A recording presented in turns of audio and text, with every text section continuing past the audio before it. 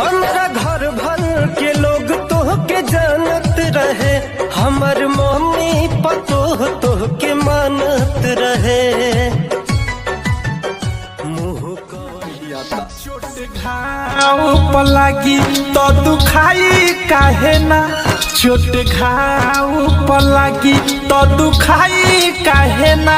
भगवान जी हो जब दिल तू बनवला तो दवाई काहे ना, जब दिल तू बनवला तो दवाई। हर बात को हमरा से तू तो करत रहलू वादा, सच कहलू कम हमसे झूठ बोललू ज्यादा। चोट मरले बारू तू कब खा जाइबू हो, चोट मरले बारू तू कब खा जाइबू हो।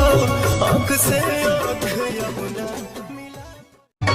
हमरा घर भर के लोग तोहके जानत रहे, हमर मम्मी पतोह तोहके मानत रहे।